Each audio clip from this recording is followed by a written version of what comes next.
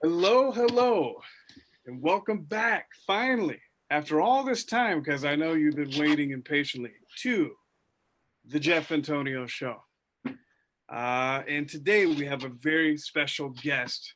Please welcome Evan from TX2. Hello, Evan. Hi, How you doing, man? good. How are you doing? Happy to be here. Hey, I'm happy to be here with you as well, man. It's good to be back in the saddle, especially with a great artist such as yourself. Thank you. I appreciate it a whole lot. I appreciate you being on the show. Yeah,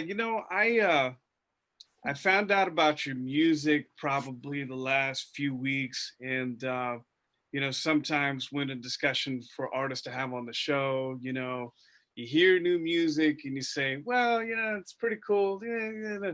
But when I heard your music, immediately I said, you know what? It's great. It's solid, good production, great songs, and also I think it's unique, and it made me pay attention. And anytime I pay attention, it's a good thing. Thank you so much. I appreciate that a whole lot. That's exactly what I've been going for, is creating something new that's still familiar at the same time. So I appreciate that.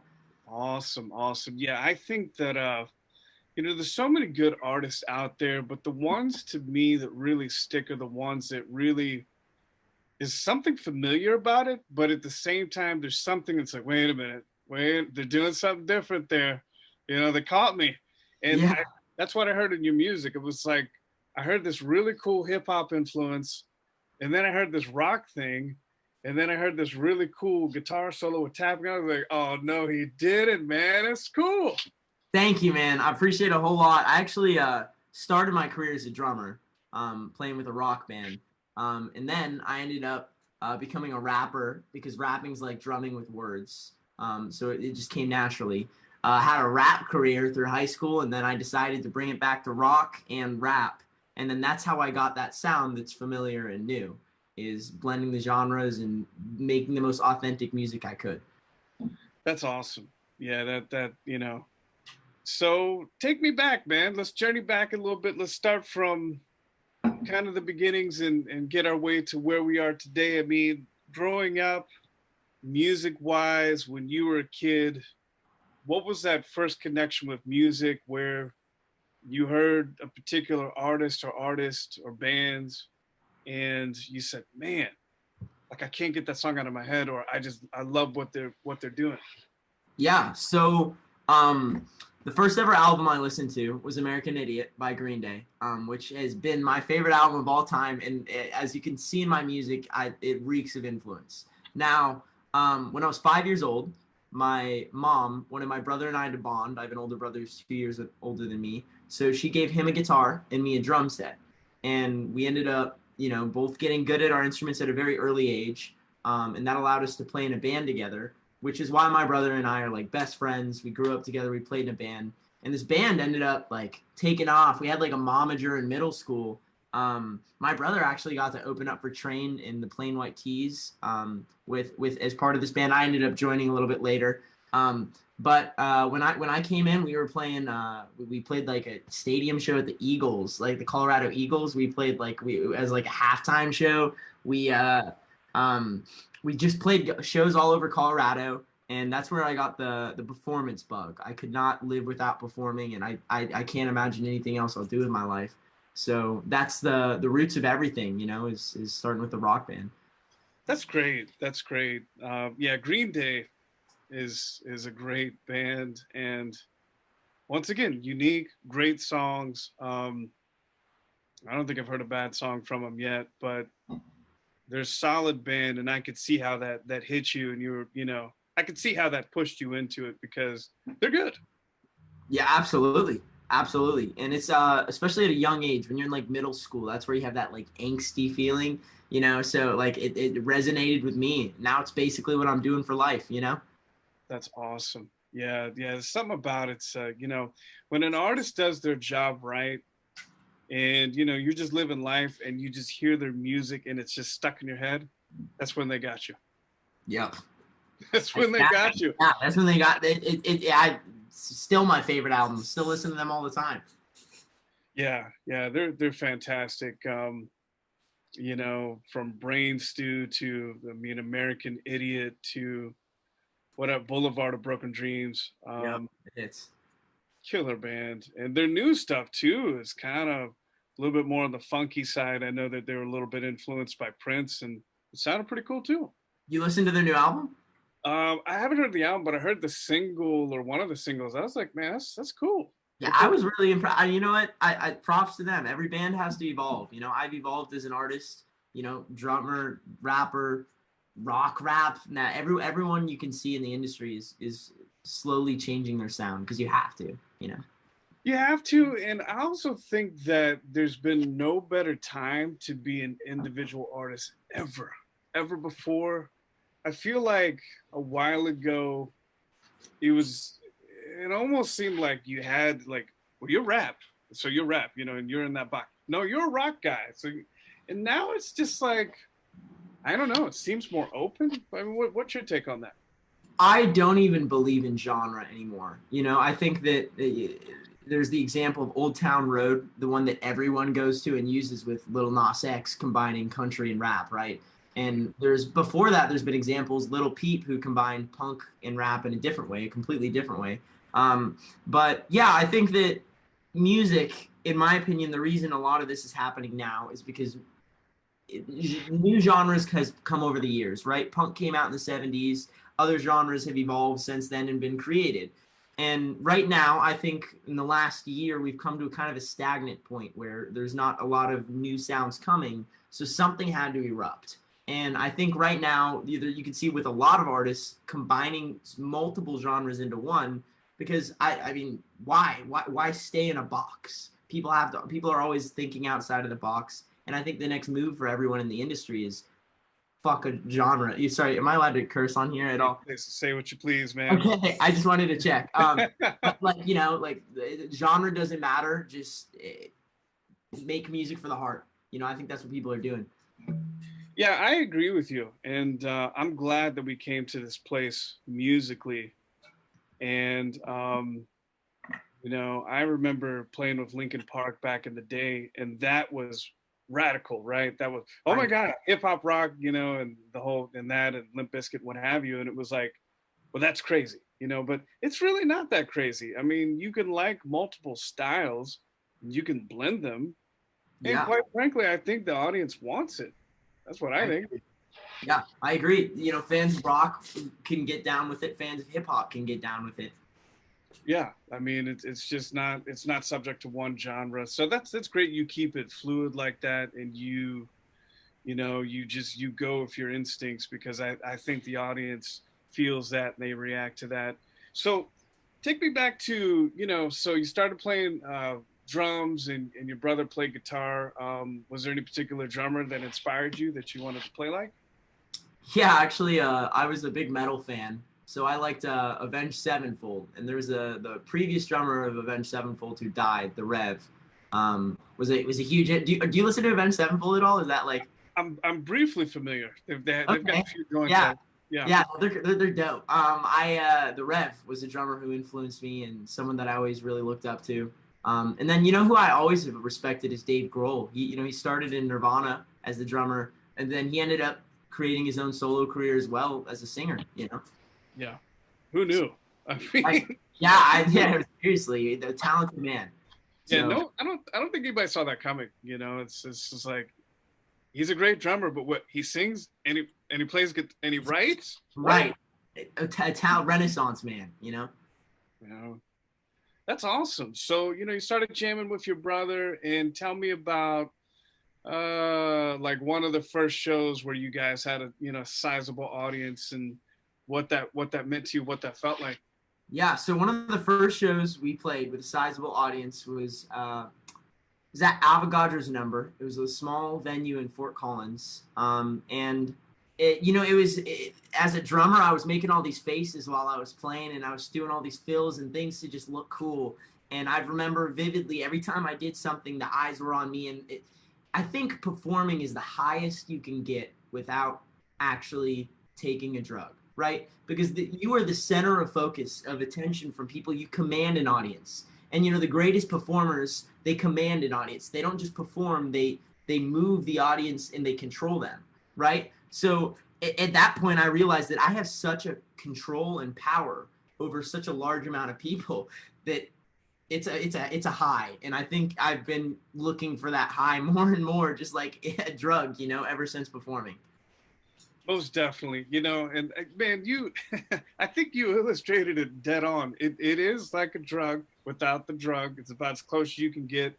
Um, Usually, what I try to describe to people is it's electric. It's just you have this pressure, but you've got this kind of it's like this adrenaline happening at the same time, and Yeah, it's just there's no better feeling than performing.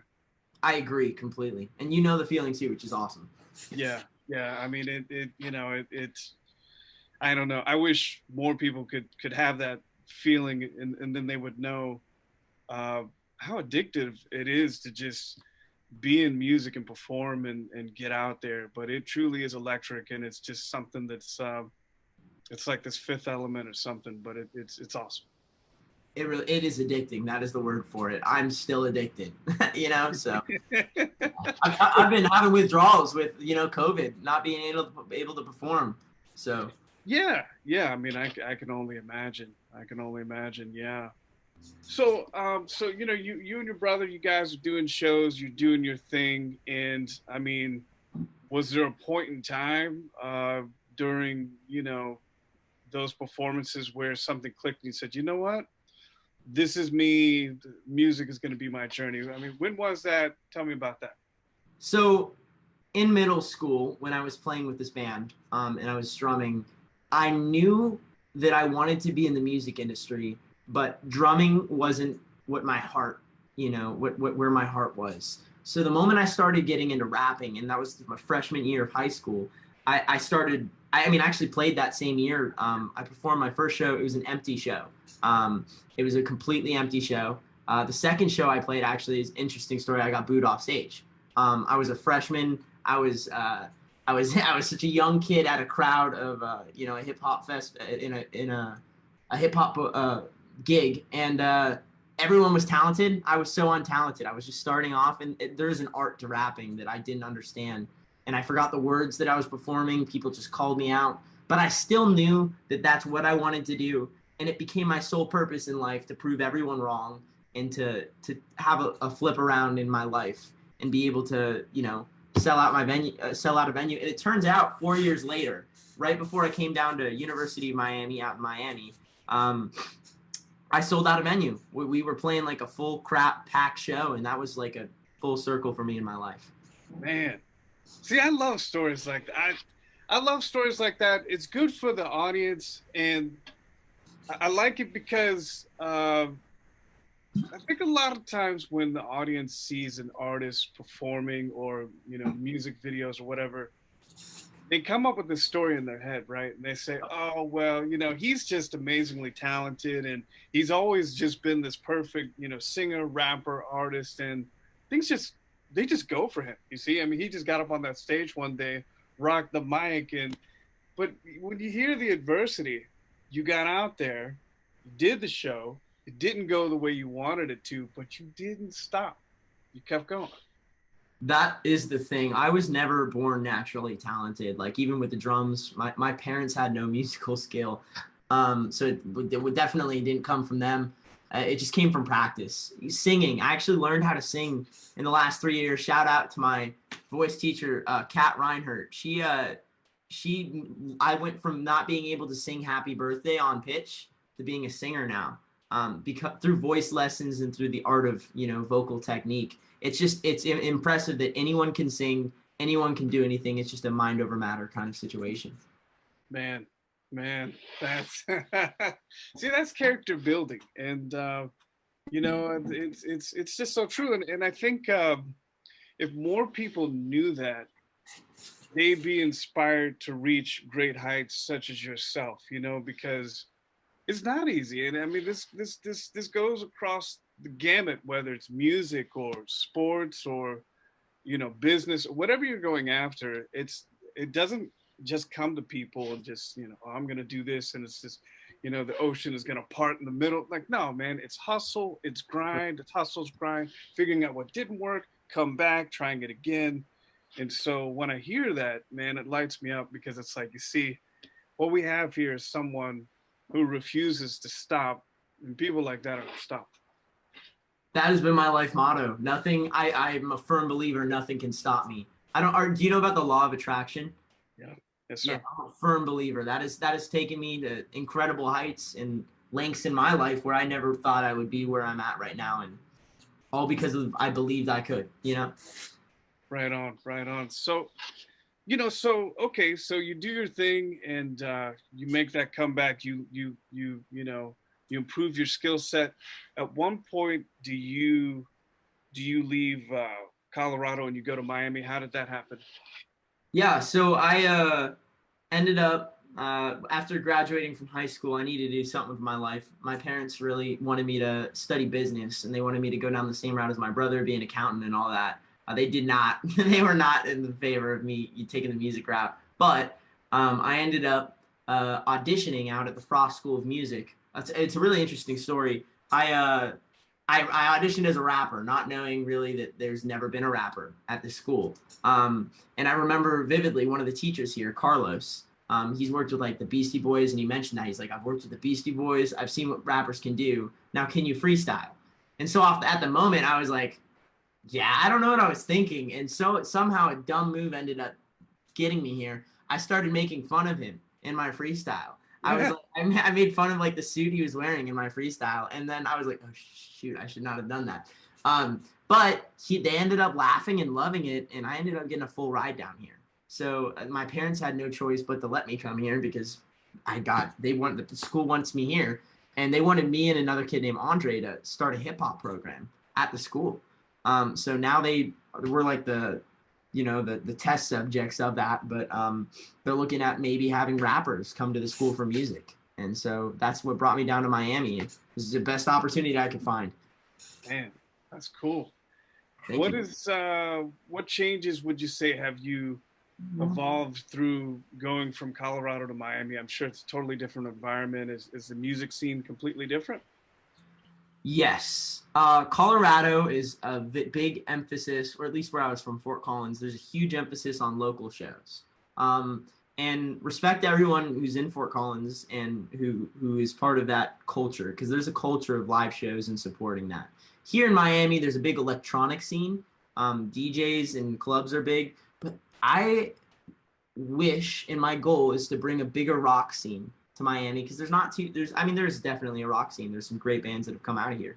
But I think that there's not enough live venues for performing. So when it comes to that, it's a very different scene. But for me, coming here has changed my sound completely. You know, while I was in Fort Collins, I was messing with the idea of punk rock and rap, and now I just recorded a full concept album rock opera. You know, that has elements of rap in it. That came through studying music in the school. Man, that's awesome. That is that is really cool. So, I mean, at what point did you start to kind of release your own music as a solo artist, and then at what point did TX2 come about? So TX2 came about freshman year of high school. I immediately went. This is the name I've been using ever since I've been started rapping. And I mean, as a freshman in high school is when I started the solo career and rapping. And I think the main reason for that was because I loved being in a band, but the reason our band broke up was because it's so hard to get four people or three people all in the right mindset and agreeing. And at that point, I was like, I would love to work with other people, but I want it with my vision. And I had such a strong vision of what I wanted to see and do, and now I'm doing it. But I could have only done this with my own head on my shoulders. Luckily, Kyle Norris, he plays guitar for me now, has joined as part of my team. And he plays guitar on all of the records and everything. He's my guitarist, but I still just have wanted to be a lead man, you know? Most definitely. No, I know the feeling, man. I've, so many bands starting out, and you've got these goals and you've got these dreams. And sometimes, even though the band might be tight and it might be everybody's equally talented, but the drive is not always equal, and Right. you got to break off and do your thing. When you decided to do your thing solo, I mean, did you get any resistance? Did you get anybody saying, "Hey, what are you doing? You can't do that"? Yeah, I actually got a lot of resistance with my music. When I first started creating music, especially in my high school, like rap was very foreign. I was in a, pretty much like an all white school, which it has its problems, major problems, and there's a lack of diversity and a lack of understanding of diversity, which I'm so happy that my favorite part about Miami is the diversity and learning about a different culture and other cultures. But yeah, no one really liked my music. No one liked me. I mean, not only my first show was I booed off, I had multiple people booing and shouting like slurs at me for the next 2 years of performing. I did because I was hated in my town. People just didn't like the idea of someone rapping and doing what I did. It was just a foreign idea. I had that. I compare. Sometimes I think about my hometown. I love Fort Collins, but like some of the culture of the teens is like Derry and It. Did you ever watch It? That Yeah, movie? yeah, Yeah, yeah, you yeah. know how they had like the bullies and like that stereotypical. That was like Mhm. my hometown. Unfortunately, Really? you know what I'm saying? Yeah, like just the high school like culture. Mm, that's a trip, man. That's interesting how they gave you that much resistance, and how you kept through it. I mean, what were you saying to yourself at that time with all that negativity? How did you keep yourself going? I always just thought about all these celebrities that I idolized and the people that I wanted to be. They are normal human beings. Like they didn't start. They weren't born famous, right? I actually there's like child actors, but most people aren't born famous. It's just a work. And after studying them, I was like, what's the difference between me and them? What is the difference between any celebrity and a person? There is no difference, just hard work. So I just kept putting my head in the books, and I really got good. I think the hate that I received was the best thing I've ever had in my life.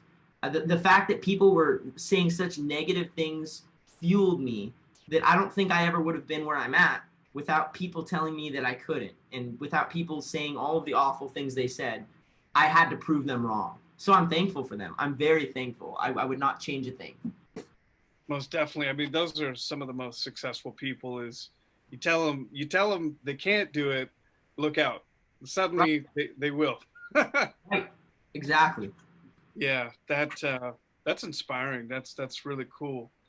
So let's get into your creative process.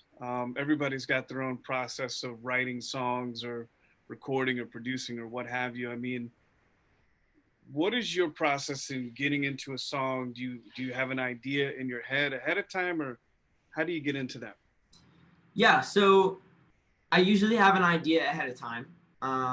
And I kind of like hum something out to myself. And then at that point, so far, the writing process I've done is I either start on the drums and I create like a beat, which comes from my drum making. And then I either skip that step or I do that. And then I call up Kyle. And I'm like, all right, Kyle, here's what I'm hearing. Help me out. And then I kind of like we go back and forth. And then I'm like, I don't like that. I like this. Let's make it sound like this. We get a guitar part, send that back over, layer some bass over it. We already got the guitar, drums, and bass. And then that is where I start writing melodies. I start humming something out and then I record the voice memos. Go back to, I believe personally in writing in notebooks. So I always have a notebook on hand, and I just write lyrics in a book. And then every album has been a different book. I actually have the last album I did fills this entire book. Nice. That's Lyrics, and cool. so I just write from the heart. That's great, man. So you probably don't really have any issues coming up with lyrics. I mean, you've got the book ready to go. Yeah, I always have the book ready to go. When it comes to lyrics, the last album we did, which should be coming out soon in February, it's "Let the Dead Speak," is a concept album. So I ended up writing a story, and each song is, I'm sure you understand what a concept album is. Each song is part of one big story. Mhm. Um, but in order to make the lyrics feel authentic, I took from personal experiences, right? I had to connect the character and everything that happens to the character to my own life so that the character and the story is an extension of my life with a different picture over it. Man, That sounds deep. I mean, it's did you have that written out in the notebook? I mean, how do you do that? Yeah, I in the notebook I have like multiple like just breaks where I mean I don't know if I could just pull it out right here, but I have just multiple breaks where I started writing about what happens in the story at this point, and then after that I would write like pages about like the lyrics and what's happening from there. Um, and it was usually just just like I mean I don't know if you could see this, but just straight lyrics. I just wrote like pages of just words and emotions I was feeling and tried to take the story and the emotion and combine those into something that's authentic but follows a storyline. Man, dude, you're developed. You're a developed writer, man. Thank you. Um, Appreciate that. yeah, no, those kinds of things is most artists take a long time to dig into that type of technique. So yeah, man, you've been down that road. Um, that's impressive.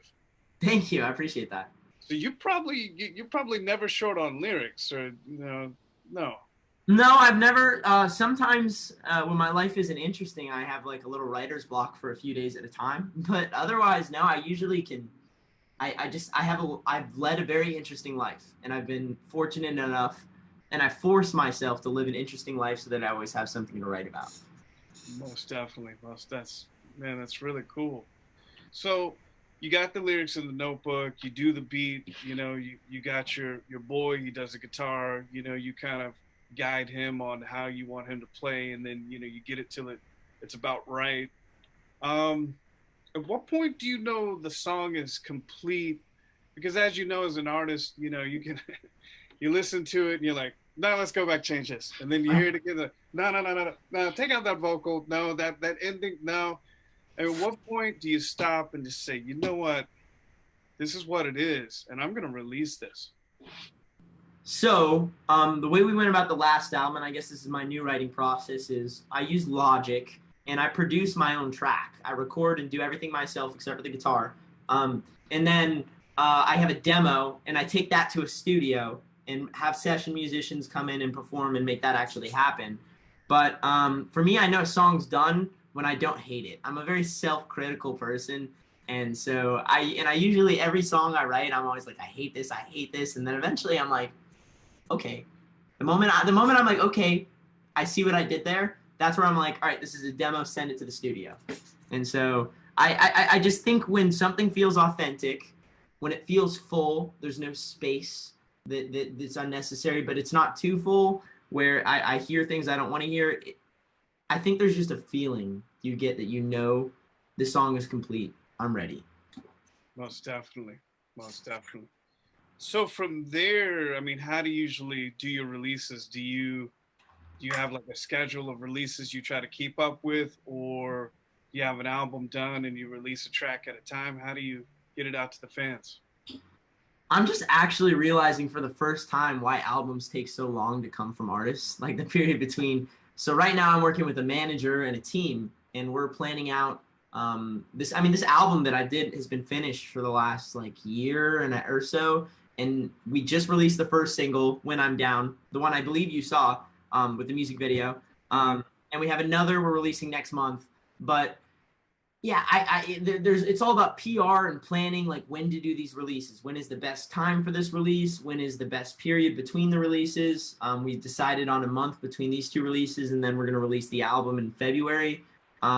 So in at the same time, I have another album that's already like I've already are demos that I'm already ready to take to a studio. So I think we're just gonna keep cranking out albums and songs until eventually I'm like 5 albums in and only one of them's released. It just is slowly a progression. It's all for the business. That is that man. I'm impressed. So take me through that because you're Yeah, prolific here. I mean, you're cranking them out. So are you writing, recording every day? I mean, what's going on with that? yeah. I mean, I have a weird feeling that I was born to, and I will die writing music. I have no other purpose in my life. I literally I spend every week. My roommate can attest to it. I'm either at the computer taking business calls, making conference calls happening, networking, or writing music. I mean, I really just I just tell myself I don't want to meet anyone who's outworking me because then if you're gonna have to make it in the industry, only 1% of people do it. So the mindset I have to have in order to do that is I need to be the hardest working person I know, and I need to keep introducing myself to people that remind me that I might not be, so that I push myself up there. You know, Man. so every second I can, I try to write. I don't have much else to do. You know, I'm not really interested in like video games or too much else. I just write music. Dude. Man, that's something. So I mean, what's like the daily typical day? I mean, do you wake up and do something first and then get into the music, or you go right to it? What do you do? I do actually. I work out to like relieve stress. So I usually start it off with a workout, classes, and then every second of free time. If I'm not eating, I try to just be at my computer. I spend a lot of time listening to new music. I think I want my ears to hear different sounds because I mean technically every song you write is like a little bit of everything you've heard. You know, and if I constantly keep introducing myself to more music, it'll allow me to create a more unique sound. So I'm either trying to find new music or I'm just making something in Logic, and a lot of the times it turns out not to be anything good. But if I write something and I hear it back and I'm like, that's it, and then it continues on through the process. Fantastic, fantastic. For everybody listening, if you don't know, Logic is one of the main production workstations, what have you. It's the mainstay of Apple and pretty much one of the main uh, softwares for recording. Of course, there's several others that people use, but Logic is definitely up there with Pro Tools and other things as well. I mean, why did you pick? Why do you like Logic above any other production softwares? I think I just started on GarageBand. You know, that was like when I was young. It was just easy. I mean, we made my friends and I made stupid songs on there, and then Logic is like the more complicated version of that.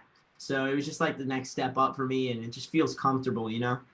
Most definitely, and Logic is powerful. I mean, I mean, feels like that thing could like you threw it, you could fly into space. It's got so You many. just fly a spaceship with Logic. Yeah. I'm telling you, man, if you crack the code, suddenly you feel your desk shake and like ground control to Major Tom. I mean, it's crazy, and but it's crazy good. It's an amazing, powerful software. So did you just learn as you went? Did you have any help learning? YouTube has been my best friend. I just all there's. I mean, you can learn anything on YouTube. I just sometimes. I guess there's the benefit of a teacher in a classroom, but sometimes I'm like, why even have class? You just have YouTube. You can look up. I learned everything from tutorials, EQing, mixing, compressing, all of that through YouTube. And yeah. Most definitely. Yeah. I mean, and at this day and age, it's just no excuse. I mean, anything you want to know, you will find it. And there will be a tutorial, and you can just pick it up so quick. I mean, there's really no excuses at this point in time. So you do the tracks, you kind of work it out in Logic, you put it together, and then once you feel comfortable with it, then you bring it over to the studio, add in additional musicians, and then get it mixed over there. Yes. So we usually bring it in. The school actually has a studio. It's like professional and it's free to use. So opportunity. We record at the studio, the school studio, and then a good friend of mine in my hometown, Chris Beeble. He's mixed for huge projects. He's worked with like really big names. He works at a studio owned by members of the Descendants. If you know Nice. the Descendants. Oh yeah. But so he mixes the project, and then a mentor of mine, Tyler Lindgren, who masters the recordings, is also part of the process. Who's also professional. That man has worked with more names than I could even know. You know, so. I'm lucky life's also about networking, and I'm lucky to have such a good support group of friends and people who believe in me as well. Most definitely. It's absolutely partially. I mean, it is talent, don't get me wrong. I mean, you have to be good. You have to know what you're doing. But it is about networking too, because if you don't have the connections that you need, you got to get to where you're trying to go. How do you network? I mean, how do you do that? I was lucky to be a door-to-door salesman in high school, and I learned about cold calling. And literally, everyone is a potential customer. Everyone, the people are going to say no. They're going to say no anyways. There's no harm in asking. So I've gone to a few musical conferences, like the Music Biz conference in Nashville. When I went, I had like a couple hundred business cards ready. Every person who moved, if they weren't talking to someone, I'd like approach them. Hi, my name's Evan. I'm a musician. Here's my card. Tell me about you. And every time the school has a forum, they bring in someone from the industry. And then I always figure, well, if they came here, they have to find a way out. So usually, like on their way to their car or leaving the building, I find them and I pitch myself to them after their speech. So it's all about opportunity. That's actually given me the opportunity to perform for for Slick Rick. I don't know if you know Slick Rick. Almost. Yeah. A legend in hip hop. Oh, That yeah. one of the greatest moments for me was being able to rap for him. I just decided to talk to his wife while he was at a panel, and I was like, I have unlimited sweat to give whatever it takes. Like, let me know. And she was like, you want to rap for him? It's like, yes, like yes. And so I got to rap for him and meet him, and it was all because I took that extra effort to no, I mean, nothing is stopping you in this world. I think anyone can do anything, and not anyone. It's all mind power. It is. It is. And really, what most people find is the biggest resistance or roadblock is themselves. Right? Absolutely. Once you get past that, I mean, really, there's not much else in the way once you get past your own mind. And it seems like for you, that's that's not an issue. But the average person out there,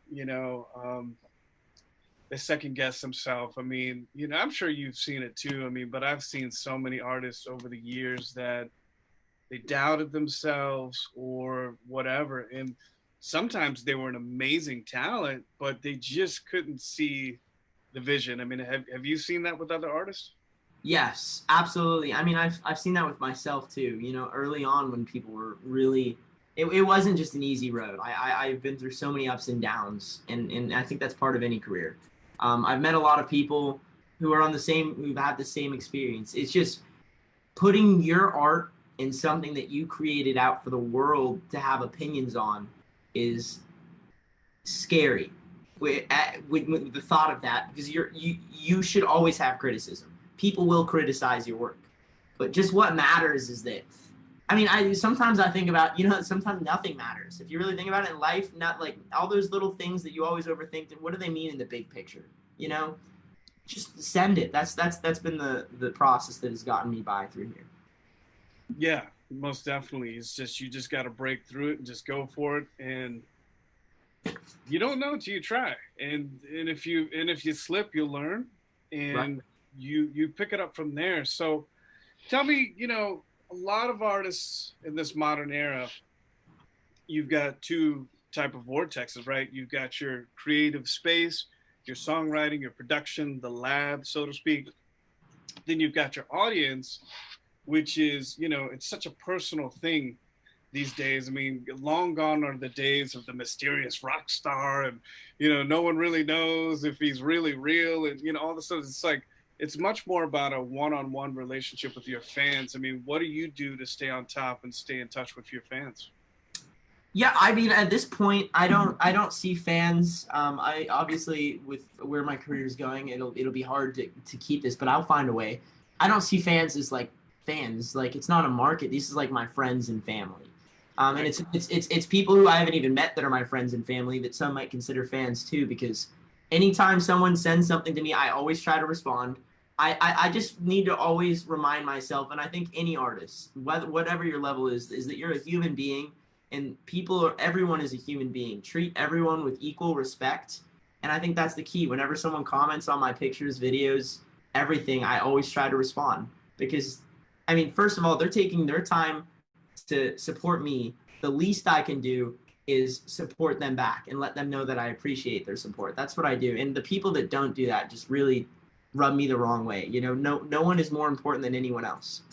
Oh, most definitely. Most definitely. It's all about, the fans. And like you said, they're really your fam, your extended family. And you've got to connect with them and let them know that, you appreciate them reaching out. And what have you. So that's great. So you kind of balance both. And what about, I mean, we're in the era of 2020, the year of weird. Um, how has COVID affected you as an artist and your normal artistry of, not only doing music but being able to do shows and reaching out? How has that affected you? I mean, for me, it's putting a huge damper on everything in my life. Because obviously, live shows are in my opinion, my forte. I love performing. That is how I can connect with crowds, make new fans.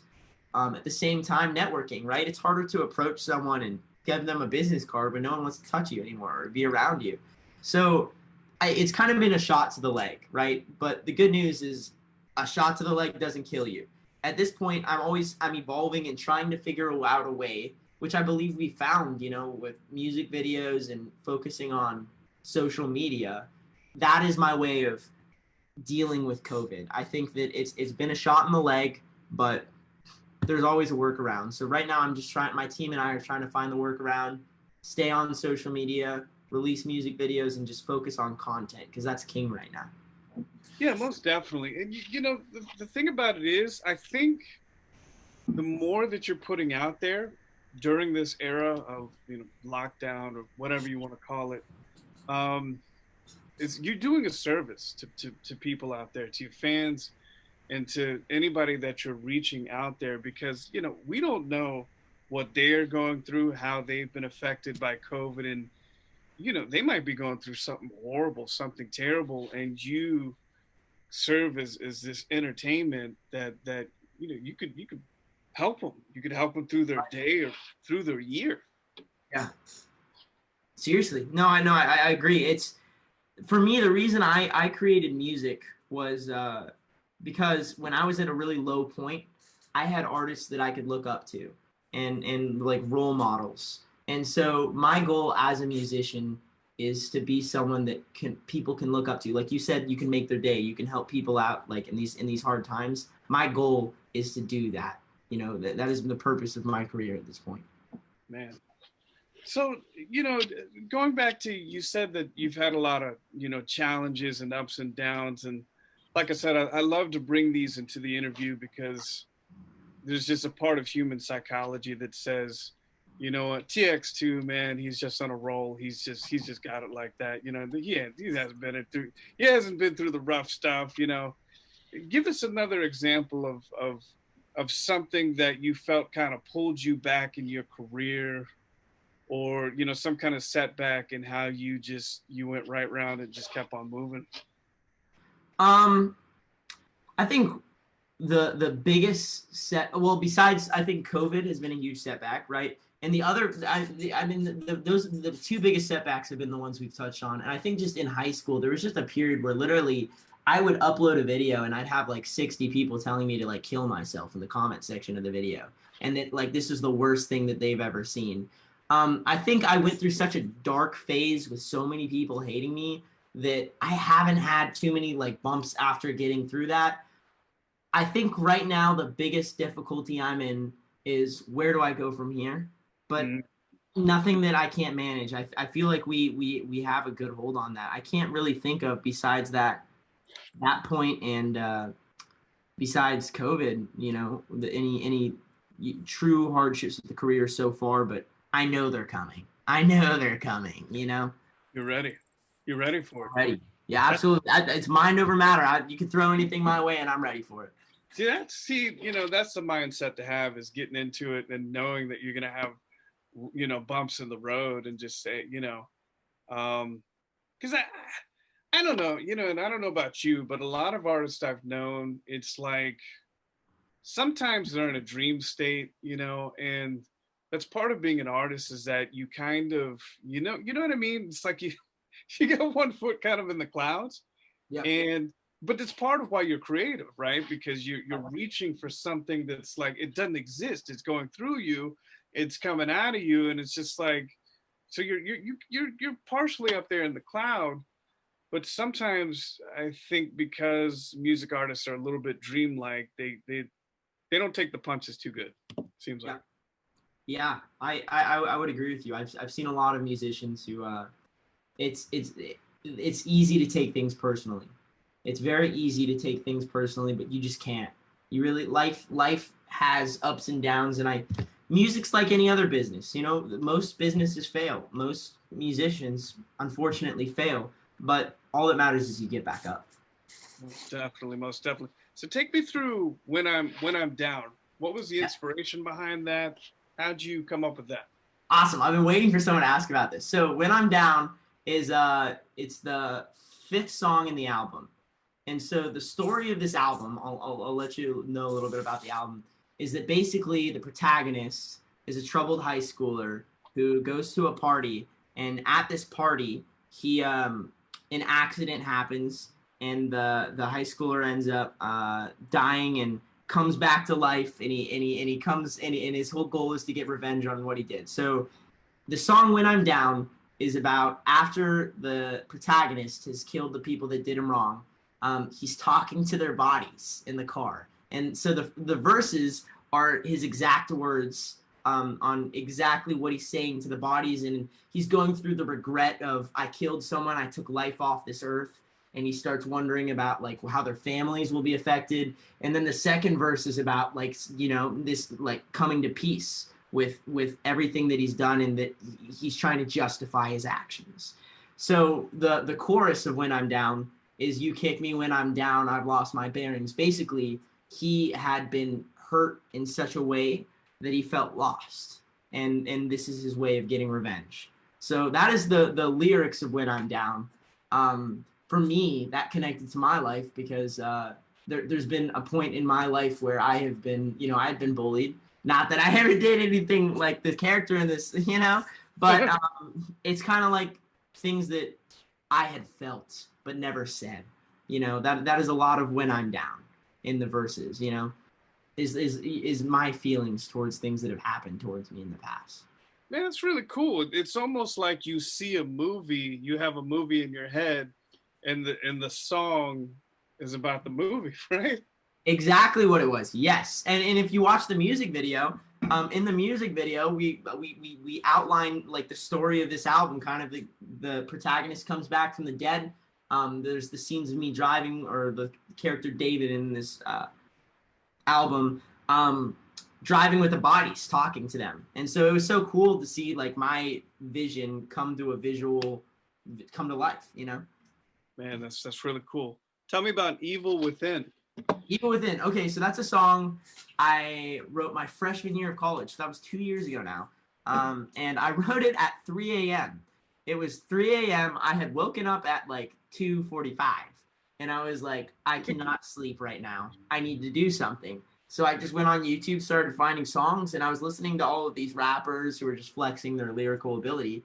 And I was like, okay, now it's my turn. And so that entire morning, I wrote morning, 3 a.m. to 5 a.m. I wrote "Evil Within." And I was like, in my roommate, because we had a dorm at that time. He was like on the other, Kyle, my guitarist. He was my roommate freshman year. Yeah, what are the odds? He was asleep, but I had just wanted to push myself to the lyrical max, use as many word plays as I can, rap as fast as I can, change the flow as many times as I can, and create a catchy hook. So that's exactly what we did with "Evil Within."